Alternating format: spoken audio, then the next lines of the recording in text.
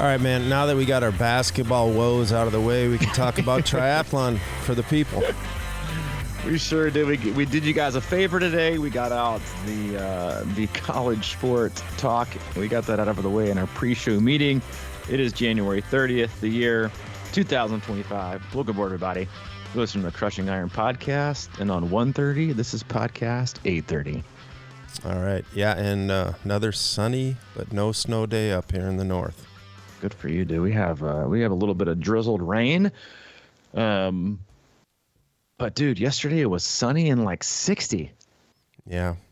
Yeah, it was outstanding. This morning's run was a little bit different because it was drizzly, but you would have thought I was running in like a torrential downpour because on the greenway close to where I live that I always run to, it's like a half mile from the house. They plow it. It's like when it snows, roads great, sidewalks trash, greenway perfect. They like go to town on like they get the old ATVs out and they so it's been perfect for like a week and a half. Well, this morning I went out with and if anyone has a trick for this, let me know. But I went out there. It's a light mist, and so you go out there with a light mist. You got the headlamp. It's almost like harder to see because it's like reflecting off like the light mist. But anyway, I was running the greenway, and all the snow they had plowed up to the sides was now melting, and so like I can't see these puddles. So I'm like going, I'm doing my run, and like every, I don't know, 150 meters, I'm stepping to like some random huge ass puddle from all the snow that's melted because of like the drastic temperature change and all the snow that they put up on the side of the bank. But you know what? It's good for you, right? Yeah. To run in wet feet and a little bit of rain. And there wasn't a single, the only guy I saw out there was the guy that I always see out there. He's the one guy that I've like, he probably thinks he's the guy that goes out when no one, he goes every single day. It's an old dude, always walks, legit, never says hi, and couldn't be any more annoyed that I wear a headlamp. I mean, because I do an out and back, and I'll go and he starts at like the park. It's like 3 miles away, and I'll run to like the mouth of the park, and I'll turn back around. And so if I see him and I'm running towards him, you would think he was getting interrogated in some tiny room in Vietnam. He shields his eyes like I am legit burning his retinas. Like he's so disgusted that I have a headlamp on because the dude just walks in the pitch black. He's walking. Yeah, he's walking. But he's like, yeah, I don't need lamp. But it's also like there's nothing out there except for coyotes, deer, all kinds of weird shit, and straight up darkness. But he doesn't care. But yeah, any kind of like light, he just like he covers his eyes like, oh my God, I can't believe this guy's coming with actual light. Anyway, saw him this morning. But yeah, it's always good to get out there. And I'm sure the mornings he goes out there and runs in harsh conditions, he's thinking, that pansy with the light's not out here, is he? And he's talking a little bit of smack when I don't make it out there. But yeah, it's warming up a little bit. The year is upon us. But yeah, I'll take no snow. And dude, we won't have any podcasts next week. So we'll be at our run camp. Have you checked the weather? A little bit. It kind of I can't pin it down though. Yeah, I know it's tweener, and I'm thinking I might need to do some heat acclimation before I head to camp because when I think February and running, I think of cold weather. 60s. And exactly. I mean, it'll be great for the plunge newcomers, but man, I don't want to run in 60s. I don't even want to run in 50s right now. I want to run in 40s and 30s and 20s. Don't give me this. I think it's supposed to be like 70 on Monday. Anyway, enough about the weather. Oh, really? Yeah. It's a little bit warmer. No more excuses to be back on the treadmill. But yeah, podcast 8:30 today. Thought we would probably beat another dead horse today, but I feel like it needs to be beaten a little bit more. We've been talking a lot of the last few weeks and probably the last few months just about overall general health. And this is something I think we've always touched on since the very first podcast we did, whether it's mental, emotional, physical health, balancing things and priorities. But I do think like in this time of year where you're far enough from races or you're panicking about races, and even more so, I think, because the nature of training a lot of people, especially self-coached athletes, take upon themselves this time of year, which is just because listen, I'll be honest with you. I did a really hard VO2 ride on Tuesday, and it went by fast. It was an hour, and I did a zone 2 ride yesterday, hour 15, and it felt like I was on the bike for 6 days. So I get it, right? I get we all need a little bit of spice. We need a little bit of variety. We like to go hard this time of year. Having said that, looking through Training Peaks, hearing from other people, text messages, emails, all these things, I think one of the biggest things that you have to ask yourself this time of year, and really any time of year, right? Especially, as you get closer to race day, but even now, because I think, I think we oftentimes forget, we think of this as like preparatory season or general prep, and then you have base and you build and you have your race specific phase. And I think sometimes we forget that the level of intensity and the amount of volume is also relative to the current fitness you have. And so a lot of times this time of year, people are like, oh, I'm only training 7-8 hours a week, so it's not that much. So I'm just gonna slam it. I'm just gonna crush myself every time I go out. Quality over quantity, and that's what I'm gonna do right now. I'm gonna reverse periodization. Go fast and go far. And really, they're just appeasing their attention span, which is like they don't want to do a lot of the solid aerobic work that you need to do to be fast later in the year. But what I think oftentimes we fail to forget is that while volume is reduced, like so if you look at your training week, right, and you're like, oh, I've only got 7 or 8 hours, and you look at the intensity you're getting from it, it might be more intense than you would have come May, June, July when you're doing more aerobic work, but there's more hours. And I think a lot of times we get caught up in the hours of a week, right? And there's a lot of ways to manipulate that, whether you're counting strength training or you're counting your walks or you're counting your super chill rides that are almost irrelevant. Like what are you accounting for when you kind of tally up that weekly volume? But what you're also, I think a lot of people are forgetting, this is why I see so many people kind of crash and burn this time of year, get sick, get injured, is that most people come off a period of detraining. Right, you're coming off of November, December. You probably didn't do too much. You may or may not put on a couple extra kilos. You may or may not have treated your body like a carnival. You may or may not still be detoxing from the 7 pounds of queso you mainlined the day before Christmas. You're probably not in the best shape you've ever been in. So your body is also not in the best shape it's ever been in. And when your body isn't in the best shape it's ever been in, or been in, period, it isn't as resilient as you want it to be.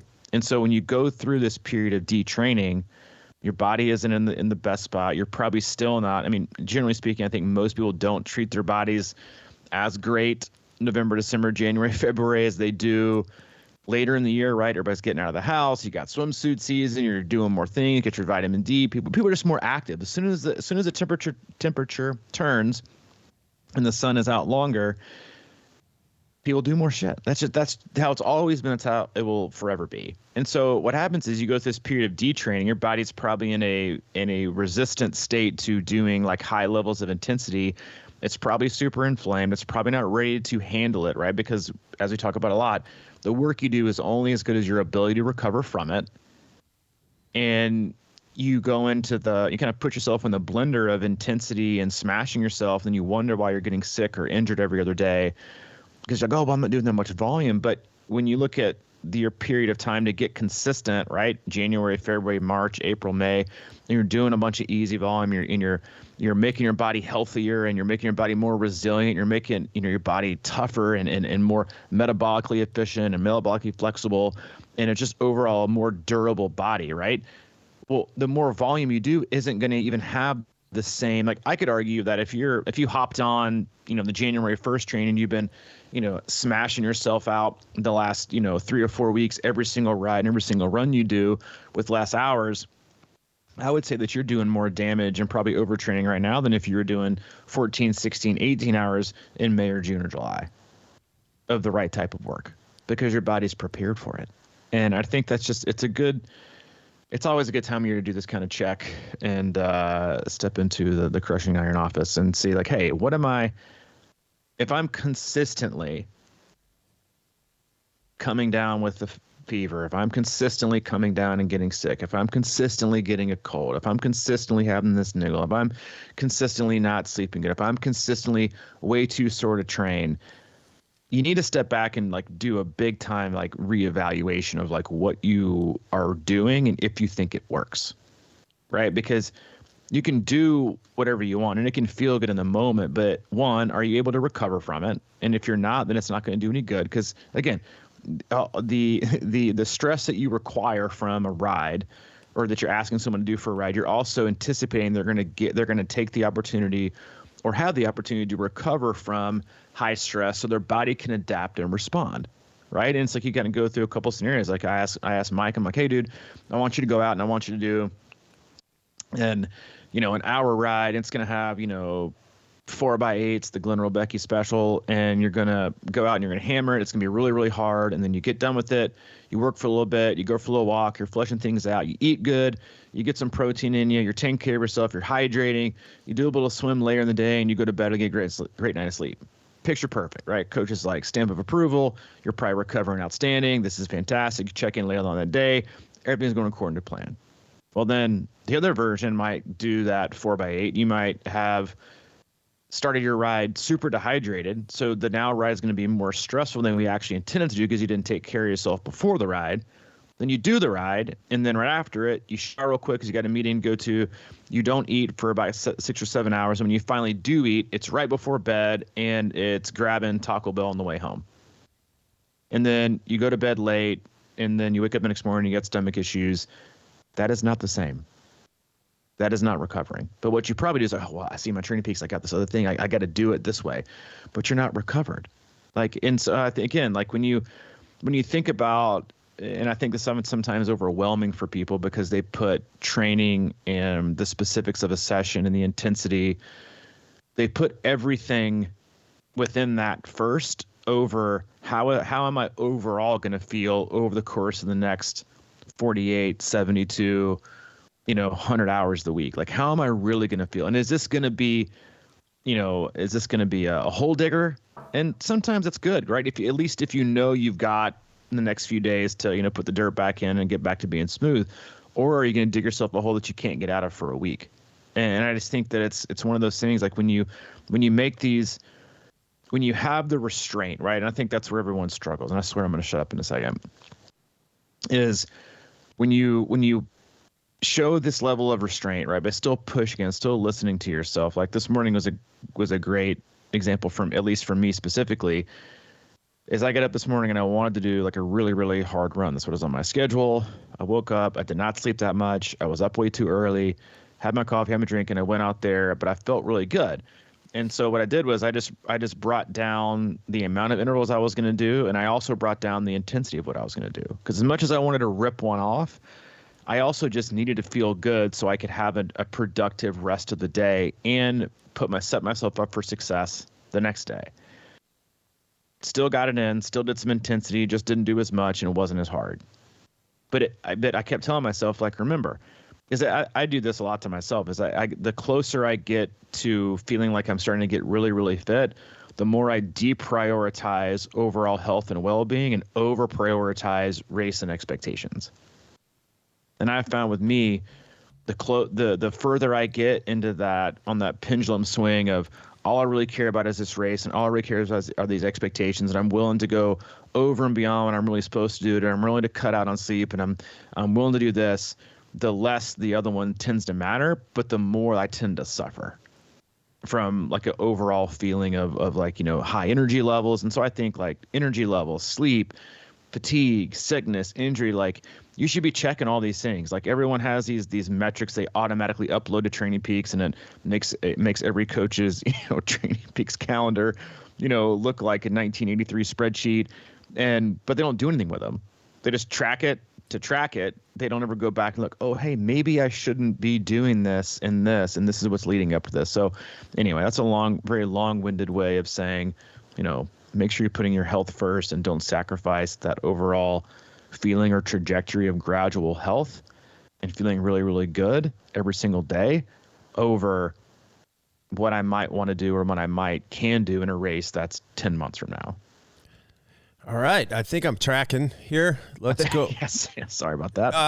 Well, I mean, I guess the overall theme that came to my mind is that one of our favorite analogies about how, like if you're 18 and you start putting a little bit of money in the bank, like every week, and you just keep doing it forever, it adds up. But I think in training, a lot of times, at least with me, and I know a lot of other people because I obviously coach a lot of people and see it all the time, but we'll kind of be putting a deposit in there, and then we'll take a few months off or 3 months off. And then when you come back, you're like, shit, I got to catch this up. So, historically, that for me, that could be putting too much in there. And then the same day I might be kind of feeling myself, and I'll go to TJ Maxx and splurge on like $15, $20 shirts. And the next thing you know, my bank account's like, I can't go out to eat or whatever. So you're getting kind of out of skew with that move. And, I do think that that's what happens sometimes is you come off like, all right, I just did an Ironman last year, so I know I've kind of slacked for the last couple of months, but you go back and you have a good workout, and you're like, all right, that's cool. And then the next day you feel pretty good again, and then you're like, well, I'm going to go see if I can over deposit here because I got to catch up a little bit. And the next thing you know, like you're hitting up.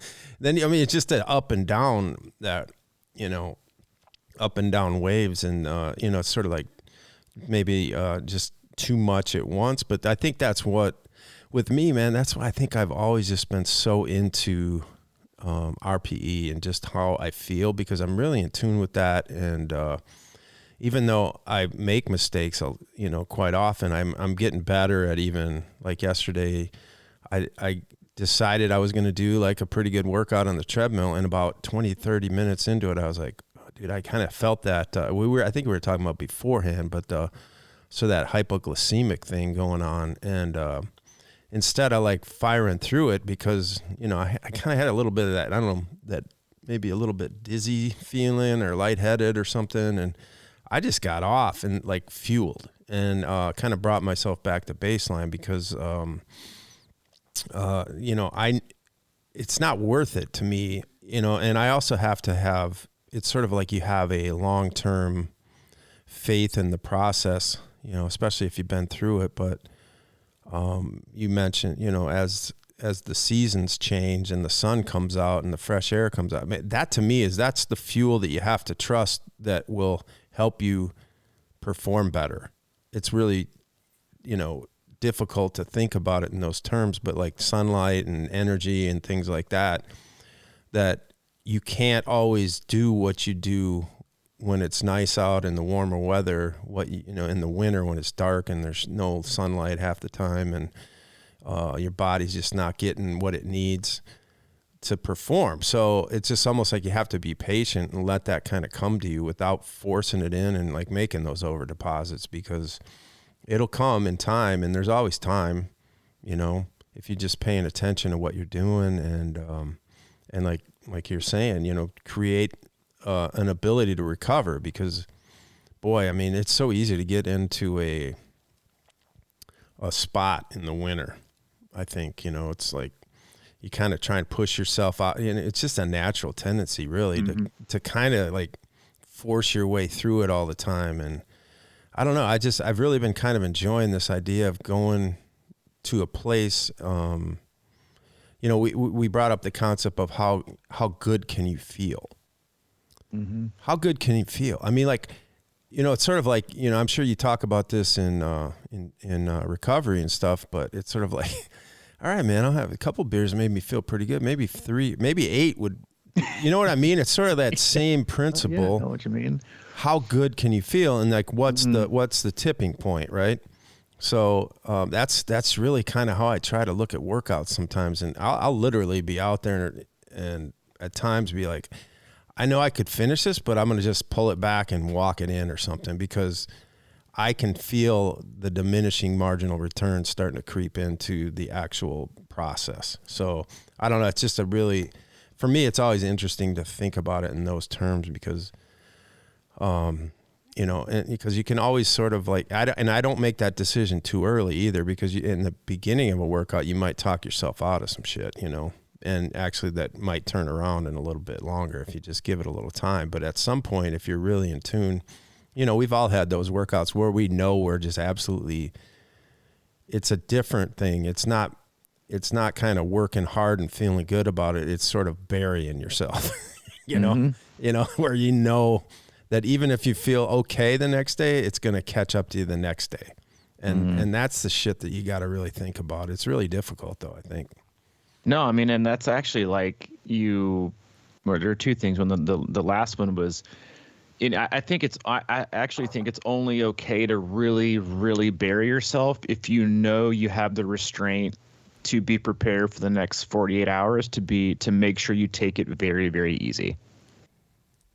But the trick though is that you can only truly bury yourself if you have enough freshness to actually go that far. Because I think there's two different kinds of burying. Like you talked about over depositing. I think a lot of people overtrain way too much and go hard way too often. That you probably, like, there was this ridiculous post I saw from somebody makes, like, man does, 20 straight days of FTP tests. And, all this stupid shit people do. And the best comment, which got me thinking about a lot of other things, but the best comment was this guy said, well, technically on day 3, he was no longer doing FTP tests. And which is so true, because there's no way you're not so fatigued to, that you're just not going to be able to hit those numbers. And I think, like, in order to go, like, that's what I did on Tuesday. It was probably one of the hardest bike workouts I've ever done, and I gave it to myself. And now I've given it to a few athletes, so apologies. But I about broke myself. But I knew I had already ran that morning, and so I was a little bit fatigued. But I also knew that what I had to do after that ride was I had to give myself at least 48 hours. So I ran Tuesday morning, did this midday Tuesday, did it after the podcast Tuesday. And then yesterday I did easy ride and easy swim. This morning on that run, that's when I was like, you know what? You dug yourself a pretty big hole on Tuesday. You didn't sleep that well. That also went into kind of like my warm-up analysis of, like, you know what? Yes, you could still blast it out today if you want to, because your heart rate is in a great spot and you're actually feeling like really, really good. But you did go way into the well on Tuesday. So you can go there again today and risk having to, like, make up ground and take rest the next few days. Or if you feel this good today, the likelihood of you feeling good tomorrow is actually pretty high. So do it tomorrow. But you have to have that restraint. And also, again, like, there's burying yourself when you're actually doing it and, like, reaching new heights versus just grinding it out because you're committed to only doing something hard all the time, which is what the other thing you said that I love is I love this over deposited phrase, because it is like what usually happens is, like you said, especially like January, February, March, April, where everyone knows, it's proven, talk about all the time, is like people don't eat as great and fuel as great this time of year. They just don't. Right. And so what you're doing is I find, like, how this is this time of year where most people, I think, really do. I mean, damage is a strong word, but probably appropriate.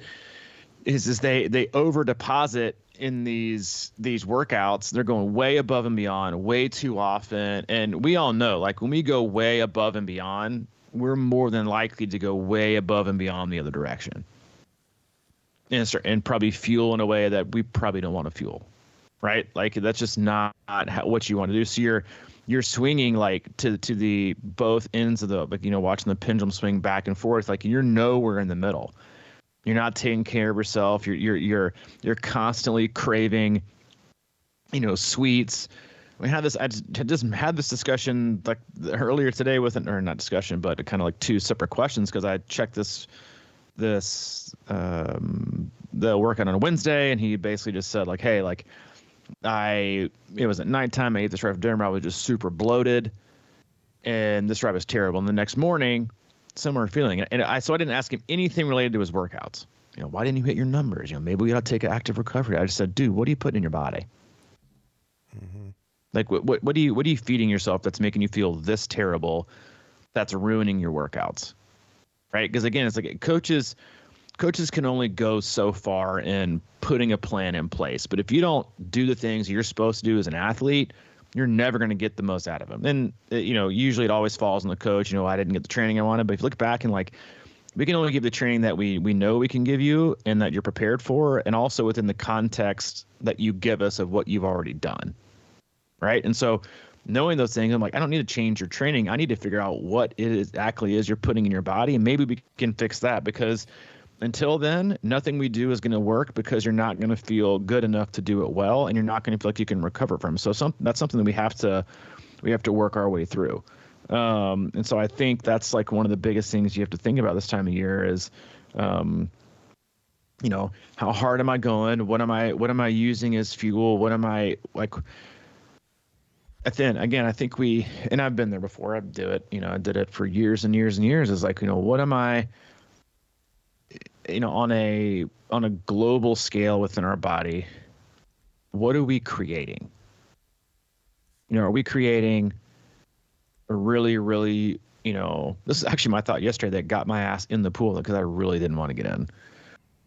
I'd already ran, or assume I already ridden. I was like, I really don't want to swim today. But I was like, you know what?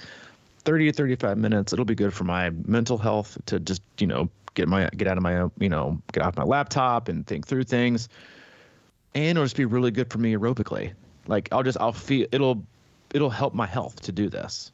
And so I think like in a sport that can be so, I mean, if you listen to like pro triathletes talk, they'll just flat out say, this probably isn't good for me long term. But they don't give a shit, right? They don't care, right? They're like, this is all about winning. It's all about doing it right now, right? And it's like the study that I think I mentioned briefly a few months ago on the podcast about this study of like former professional cyclists and how they're all like pre-diabetic from all the shit they would put in their body like 24/7. Like they're on that level, right? Trying to conquer and win the greatest things. That's why it's the same reason, right? And you got to think about this. And I think sometimes we just don't. When you think of the most elite athletes on the planet, and every single sport has a doping scandal. If these athletes, Lance Armstrong, right, willing to, who I just heard got sober for like he's been like over a year sober anyway, and that's a topic for a different day. But is like if he's willing to blood dope and like transfusions in hotel rooms, right? If you don't think these at every sport, right? Triathlon has them, like, Colin Chartier and Rodriguez from, who won Ironman Texas last year. Every sport has doping. Like, so if athletes are willing to dope and take drugs and put things in their body, all in the sake of winning, do you not also think that they couldn't give less of a shit about what they put in their body to get them to also win from just a fueling and day-to-day standpoint? No, they don't give a shit. They just don't. But that's the 1% of the 1%, and we are the 99%.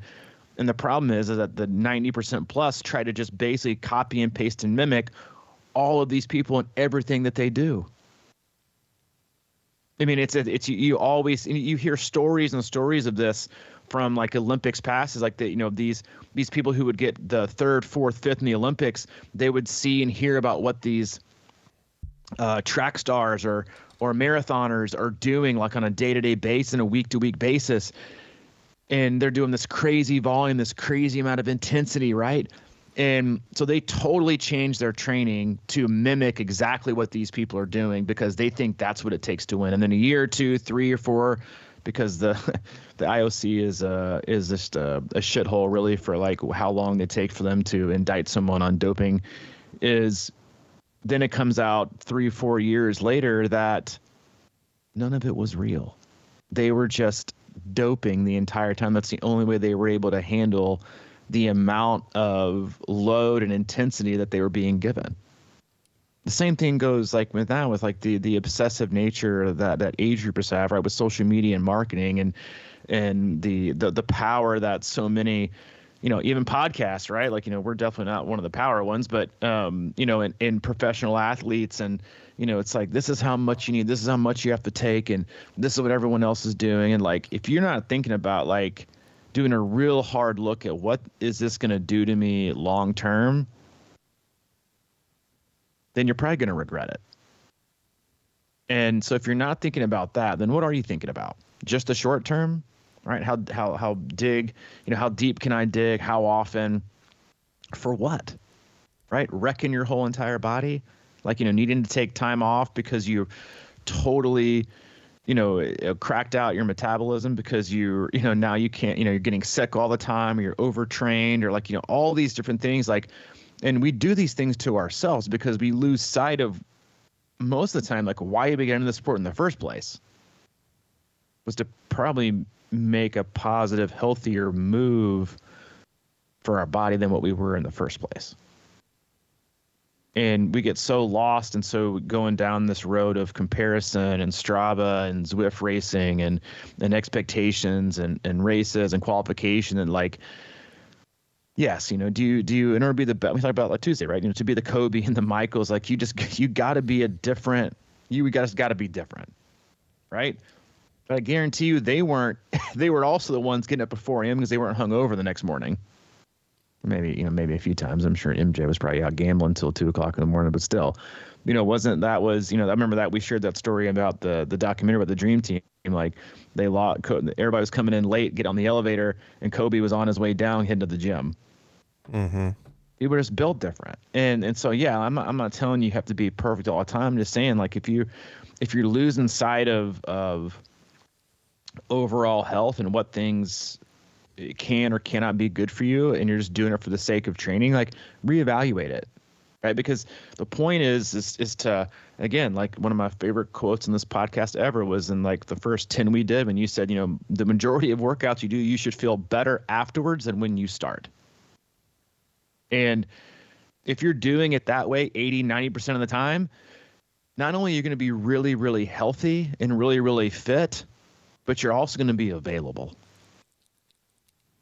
And that is the number one indicator of success, is the availability to train.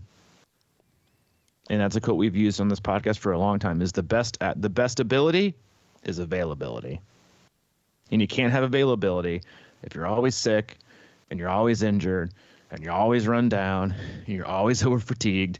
You're never going to be available to train. But if you're available to train, and then you can do the training that you need to do the right way at the right intensity for the right amount of period of time, you are going to be fitter. You are going to be stronger. You are going to be healthier. And that is the name of the game. But when we try to cut corners and we try to copy and paste what pros are doing, and we go down this huge rabbit hole, and then we just forget that, like, all they do is care about is winning. They don't care about what they're going to be in the next 2 decades. But I guarantee you a lot of them would probably look back and think, maybe I would maybe change things up a little bit, because it probably wasn't worth the health conditions that I'm having to go through, a decade later. And they got trophies on the wall, but like that's, when you're going to invest in things, invest in your health, what you're going to do with it, and the, your ability to have that health for as long as possible. Mm-hmm. Yeah. Well, what comes to mind for me is that it's all in the mind. And I think you talk about, these pro athletes that just, kind of do whatever it takes. And of course they're usually, certainly younger than I am, and resilient and ability. And the guys like Michael and Kobe, they had somehow had their mind wrapped in this like tight thread of, I'm going to be the best, and whatever they did, they just did it, and they went hard. And then, you look at Mike, he probably had, since he hung up basketball, I doubt he's probably even worked out. It's like he only had so much juice in him, and I think mentally he may have. I'm just kidding. I don't know. But, certainly he doesn't look like it usually. But the point here is that I remember this shit, like when I started, I had more of this kind of mental capacity where I could go through it harder and harder. And then I realized, at some point I'm like, damn, I don't know if this is really the road I want to take. I've been doing Ironman every year basically, but I had to adjust kind of. I wanted, like you're saying, it was almost like I was a kid when I started in my 50s, and I had this youthful exuberance, and I wanted to push through, and I had the ability. It was just exciting. And, it was kind of like that external motivation kind of thing always. And then I'm like, shit, this kind of impacts me if I keep doing it this way. I don't, I'm chasing the wrong shit sometimes. So now I've just slowly tried to get to this point where, and I don't think I've nailed it. Even the last few years, is that it's sort of like I'm doing things now where I want to build my, I guess, frame and balance and strength, overall position and ability to handle things, and then go through the warmer months where I know I'm going to have more energy. And it's almost like I don't care how fast I am right now. I just want to know that I'm doing the right shit to prepare me for this summer. and then hopefully prepare me to be feeling, like I always said too, is that my goal is to always feel my best the morning of the race, the best I felt all year that morning, and both mentally and physically, and then be able to actually dig into that well on race day, being prepared, of course, but, just to me, it, like last year, I always think about these kind of things, like back to my first race when you were coaching me, and I actually ran the marathon, but it was super painful, but I just had this drive that was unstoppable kind of in my head. But the last couple of years, I think I could have done the same thing, but I just didn't have the same thing to force through. So it became kind of a hodgepodgey walk run thing. So how do you get there? How do you know that you're doing the right things for yourself in the long run? And that can be for race day too. It's sort of, the obsession sometimes with wanting to be just on fire right now in January with a lot of people is something that's just very interesting to me, because it's a long time to keep that fire. And I just think sometimes we can kind of have false impressions of where we're at. And, it's sort of like, I think I said it there, it's like playing a drum solo when you should really be working on going slow and getting the rudiments down so you don't have to think about it. And you can, your drum solo will be sloppy as hell, and you might be able to kind of fool some people, but deep down that it's not as tight as you need it to be. And now's the time, that's why I just think it's so important to kind of like, just always sort of restock your reserves. Like you're saying, you create the ability to recover, know that just because, quote unquote, you're not getting fast, or you don't think you're getting fast, you probably are. It's just not here yet. It hasn't materialized. And I think that's really a hard thing for people to kind of digest.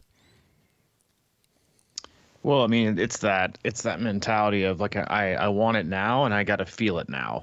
And I think that's like that's part of like that dig deep mentality of like digging deep so often is they feel like they're getting closer every time. But I love what you said, because it is like you do it this time of year and you do it too much, you're not going to want to keep touching that stove. Right. Mm-hmm. You see that working, like, hey, I know that one sucks and I don't want to do it again. Yeah, there's greatness and consistency and repeatable workouts, because you can measure things and you know how to pace them better. But even again, like going back to what I said when we started, it was like you should be building your overall foundation right now. And that's all you should be concerned about, is how durable can I be? How efficient can I be? How economical can I be? Right. In everything that I do, right, from running and swimming and cycling, or am I just pounding the pavement, hoping that extra 5% of hard work is going to yield 5% extra gain? Well, the chances are it's probably not. Because if you're not efficient, you're not economical, you're going to be probably creating just as many problems as you are solving solutions. And I think that's a rabbit hole so many people go down is they, as they work so hard and they turn their bodies into, these specific type of engine, they're creating a problem that they have to solve later on in the year by doing things that you don't want to have to do in that time of year. You do it now. And so like with just think like if I feel like I'm solving a solution right now, could I possibly be creating any problems? And so maybe the answer is just to like solve half of the solution, but not create any more problems, and you actually be farther ahead. And it's just, I think it's really, really hard for people to do is to look at that, because you get it, I get it, every coach gets it. God, I feel like I'm losing so much fitness right now. I hate recovery because I feel like I lose so much. God, why am I taking it easy this week? It's all this, I don't want to go. I keep going up. You can't always go up. You can't. But if you want to, and you want to take a trip down memory lane, let's go back to Training Peaks a few months ago. You remember when you overdid it and, ran yourself from the ground and got sick for 2 weeks? You lost fitness. Right? Remember when you didn't take any days off when I told you to, and you wanted to keep going, and then you got burnt out and didn't have any motivation for a month, you lost fitness then. The week, the workout, you don't lose fitness. Right? Like you can't get so caught up. Like I had this conversation on, my God, Monday night, I think, with an athlete, was talking about coming back from vacation, and I think it was Monday. I was already kind of going off the rails with my athlete email, and his text message legit said, and this is the prototypical triathlete text message. I just don't have time to be injured right now. I'm fed. Like, your injury gives a flying fuck about what you want to do. I'm fed up and I'm on the warpath, and the work thing has me in fight or flight mode, and I'm choosing to fight. And so instead of piling on and giving the whole rah-rah, I said, that sounds like a really dumb choice, but go ahead and go for it. So, yeah. And the response was, okay, well, I admit, I admit that I need you to hold me back. This is one of those times of being dumb. And I said, yep, sure is. Like, but that's the mentality most people have. They just don't verbalize it. They internalize it, and they do it because they're self-coached. They don't have any oversight. They don't have any accountability. They don't have anybody that cares. They don't have anybody that's either, educated enough or in their training enough to tell them to stop doing stupid shit and to hold back and to stop burning themselves into the ground. And so they just do it. Right. And they let themselves do it. And then they get there, and then everybody's like, oh, I don't know how we got here. Yeah, because you made 19 wrong turns on the way. That's how you got here. That's how you got lost. And it's no mystery, right? It's like, we know how we got here, and that's how. But you wanted to make those turns. You wanted to make those adjustments. You wanted to make those, do too much or terrible, planning on your part with races, and usually like, I don't have time to be injured. Such a triathlete thing to say. Like, no one cares. The world legit doesn't care. Like, or the same thing is like, your poor planning of racing it should not, and most coaches feel this way. Like, just because you put a race on a calendar doesn't mean you're gonna like the trajectory of how we get there. Right? Because this is like things that triathletes been famous for decades, is like signing up for a race that was too long and too demanding with too much volume required in a short period of time. But I've got to do these and they think that because you're piss poor planning is a good enough reason to skip steps. But I got this race coming up. Not my fault you signed up for that race and you shouldn't have. Like, you got to think about your overall health, your overall longevity in the sport, because you see people do this all the time. They crash course to an Ironman. They have a horrific experience. They put their body through a ringer that's not prepared for. They do damage, and they never come back from it. And you did it to yourself. In a sport that's supposed to be fantastic and great, lifelong, great for your health, great for camaraderie, great for a community, great to keep you active, great to keep you having goals. You had to shortcut it. You had to put yourself under pressure. You had to set an expectation. You went into a race, and you probably came in way overtrained for where you needed to be, because you had to get in those extra long runs and those hard rides and those track workouts. And you ended up having a horrific race and a horrific experience, and it probably took you 2 months to recover. Why would you ever want to do one of those again? I know I sure as hell wouldn't. But your bad experience came from your bad decision. And I think when we take more time and we're more patient with ourselves, and we realize we don't have to rush, we're always in a better spot. Because that's when you make mistakes. When you rush through things, you skip steps.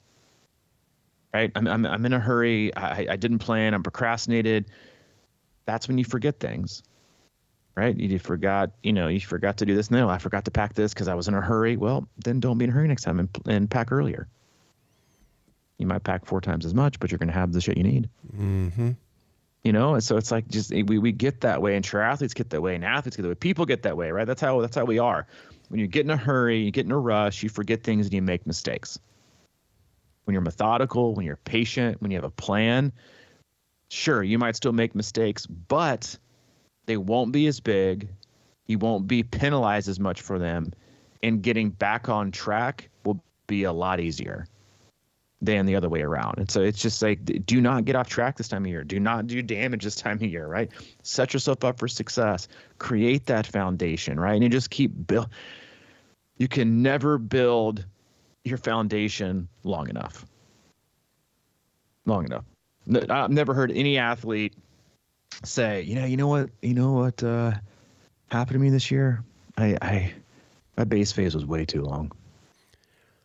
I spent way too much time accumulating really solid aerobic hours and creating this really super efficient engine and durable chassis. I should have shortened it up. I should have gone hard a lot sooner. No, it's always the opposite. I put off actually things. Do hear that. Right. Right. Yeah.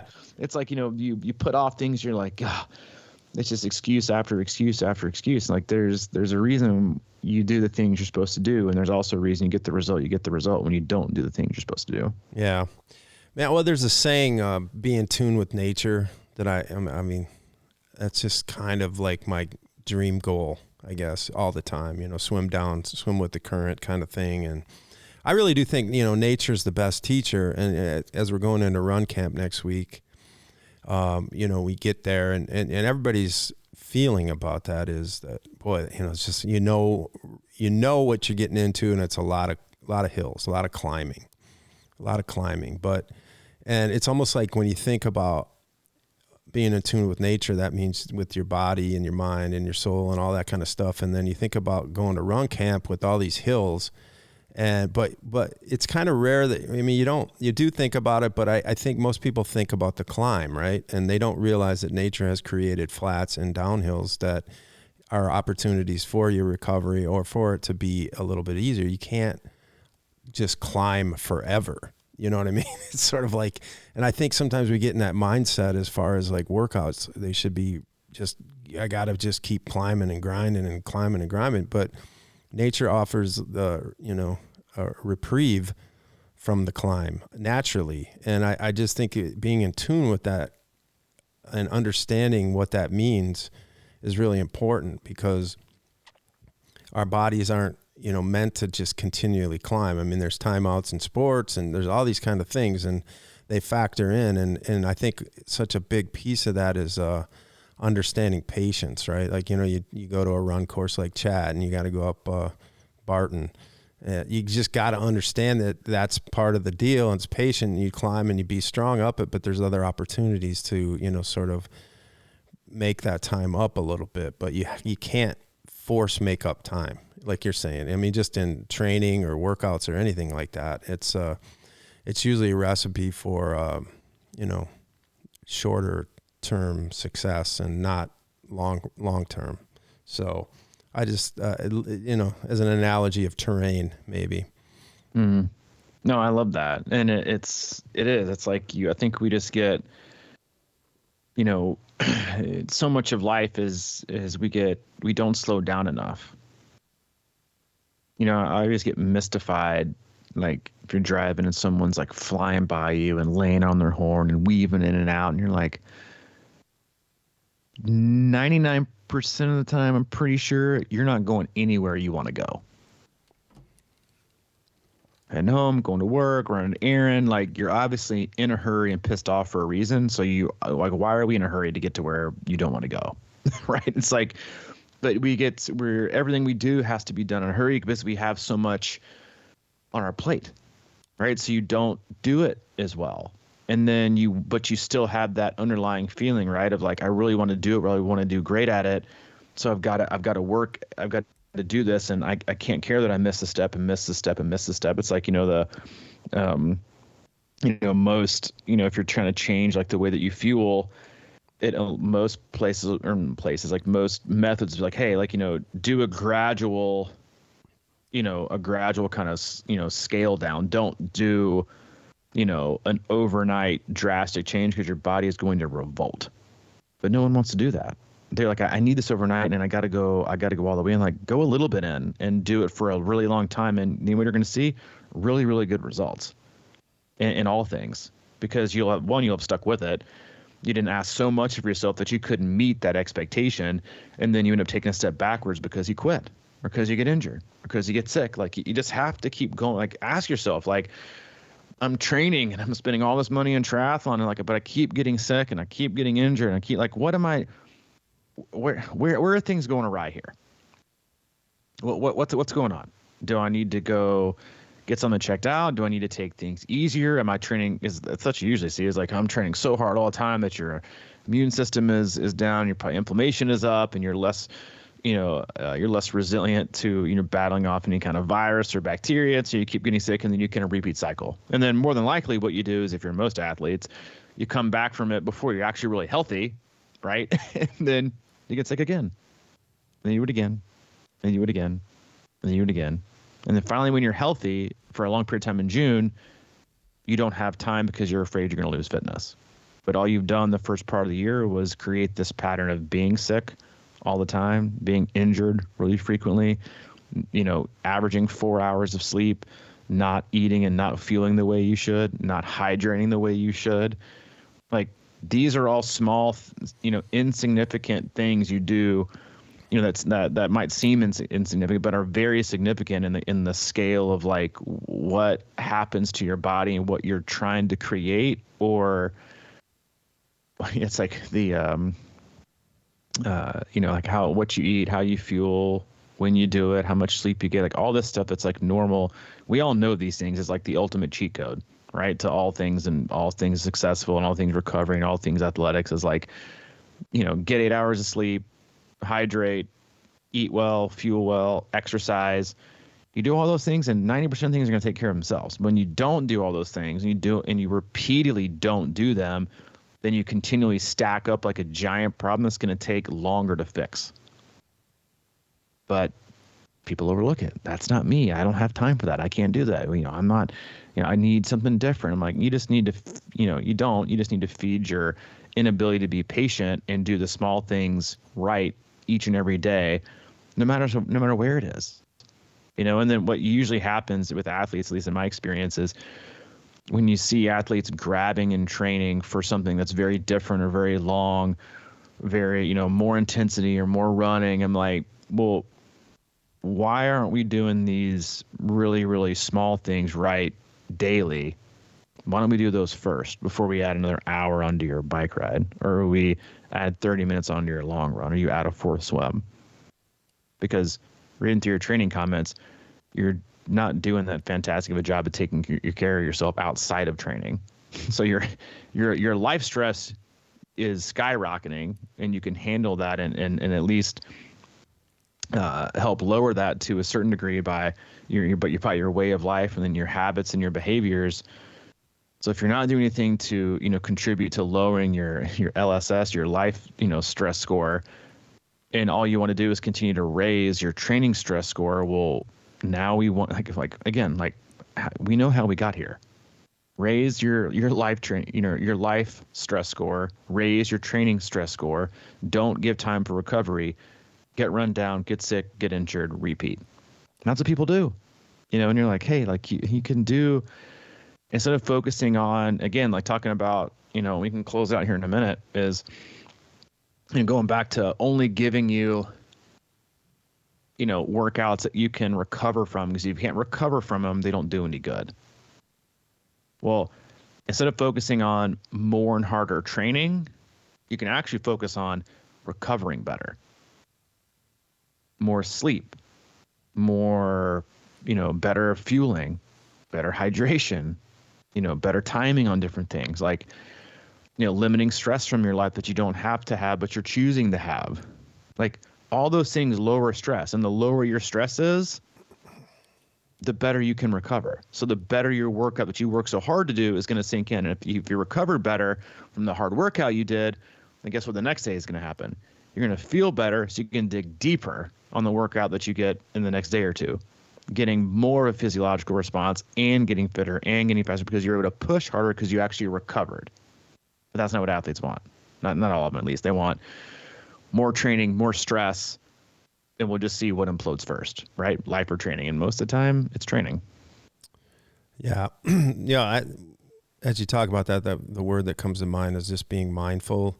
And my kind of like loose word for the year is process. And yeah, I liked what you said about like sometimes you just got caught up in driving around, running errands, doing all this stuff and not even really thinking about anything you're doing.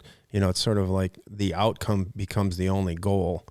And it's sort of like, what if this, then that. Remember there's a website called that at one point. And then if I do this, then I'll feel good. Well, no, I mean, it feel good now, feel good in the process because, be invested in what you're doing now. And like you were saying, all that stuff, I think it's just sort of like, you cheat yourself sometimes when you're just like, well, once I finish this Ironman in 9 months, that's when I'm going to be happy. That's cheating, the moment. And so that's what I'm thinking about, just process and really being in tune with what you're doing now, because I think, you do everything better and you do everything more in a way that pays off rather than kind of being, driving down the road distracted on your phone or whatever the case may be. Just be in the workout, be in your breath. And those kind of things are really powerful and they just sort of take care of themselves and build confidence in what's going to keep coming. What's going to keep coming, because it is. Always be at the ready. Always be ready to say yes. Yep. All right. We won't be here next week. We'll be in run camp in the wilderness, running, plunging, away from technology, and soaking it all in. Get some extra vitamin D. As always, love you guys. We appreciate you. Go to our website, c26triathlon.com, and it's our one-stop shop for all things coaching, camps, and community. If you need anything from Mike, he's available. Mike at c26triathlon.com.